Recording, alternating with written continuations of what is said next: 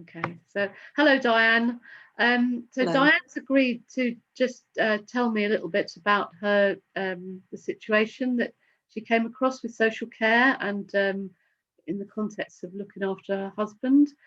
So Dianne, could you want to just describe what the situation was that you were faced with?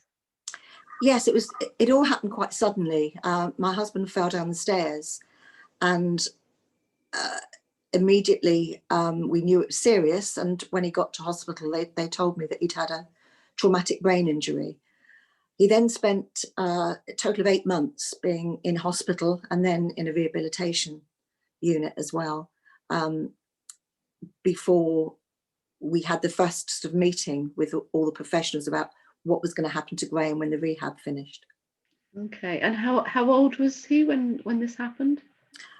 Graham was just 60. Okay, okay.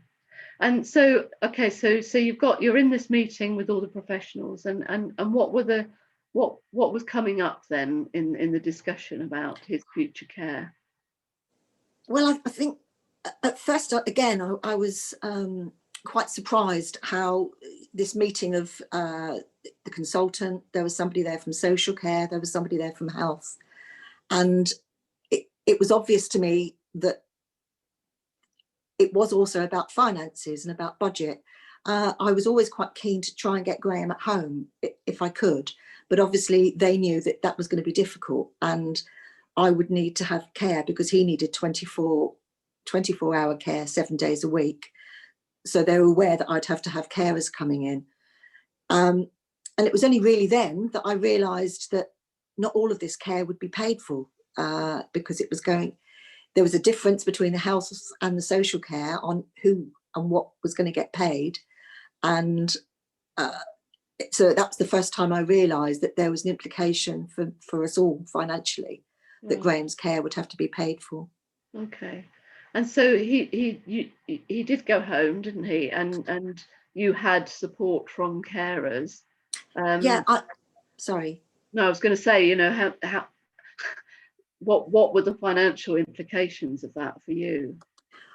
Well, obviously that we all sat around the table and worked out what care I would need. And at the time they decided on sort of 35 hours care a week and also 2 weeks of respite for Graham. And that was then all financially worked out. And it came to approximately about £1,700 a week for his care.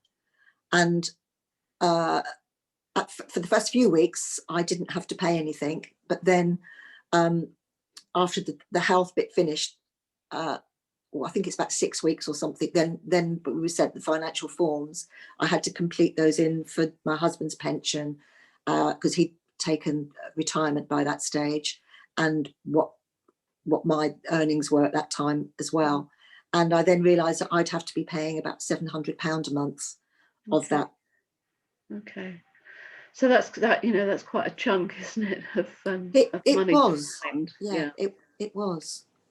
I know you've said, the care that you had was really good, and you had a lot of support from the kind of social workers and the social care agencies and so on. But there was a worry, wasn't there, in the back of your mind about the future and the Yes. implications of that as well?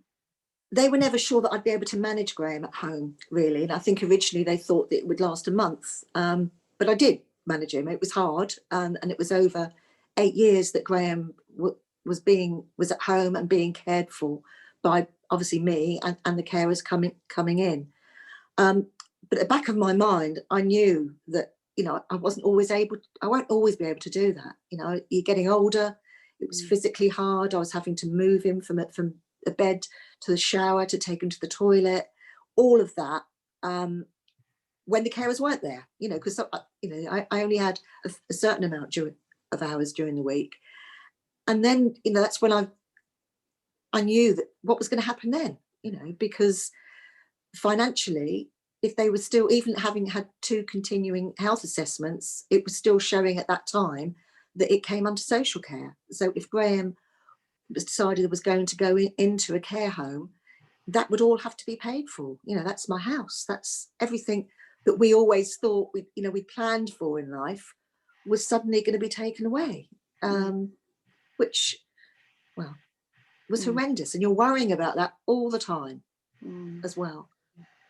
And you've mentioned something there about the continuing health, and so the health versus social care, who funds what.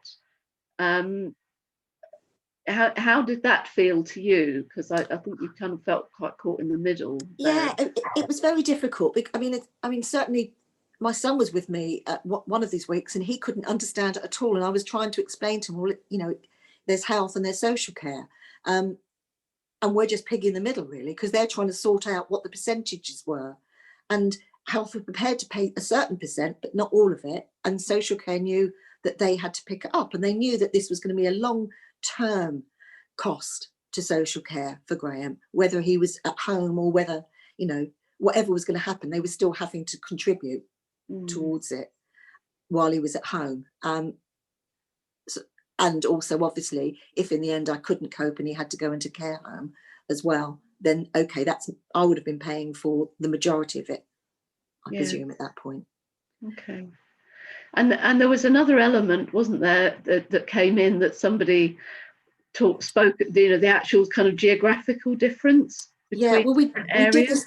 That's right. We did a continuing care assessment, and the first one that I did, we were actually in Norfolk, because that's where Graham was at rehab, and the consultant was there, and you're going through like a checklist of the little bits that Graham could do, couldn't do, what he needed help with. And the consultant turned around and just said, well, this is ridiculous, because if this lady lived in Norfolk, this would all be paid for. It would all come under health, so it was a postcode lottery. I didn't live in Norfolk, I lived in Suffolk, and Suffolk would, and he said that Suffolk is, very strong on this. I'm really sorry. And he was sorry for the fact of the way that I was caught in the middle. Right. It's hard, and that's really hard to understand as well, isn't it, when you're in the middle of this, really, really stressful, difficult, uncertain situation. And I think most people just don't understand it until they're in it. That we all know about the free NHS and the healthcare, and you don't realise how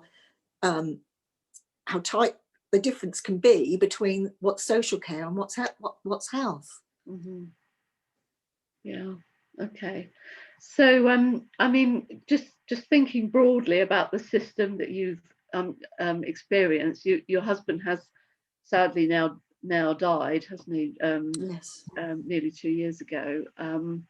But thinking back over all that experience that you've had, what kind of change would you like to see in the whole system around social care? I didn't need for 8 years to be worrying about how this was all going to get paid for, and I didn't need to be worrying about what was going to happen when I couldn't cope anymore, or when it all became too much. You don't need that to be worrying about, and so I'd like to see that it was the same as the NHS and the health, and it was together. Yeah.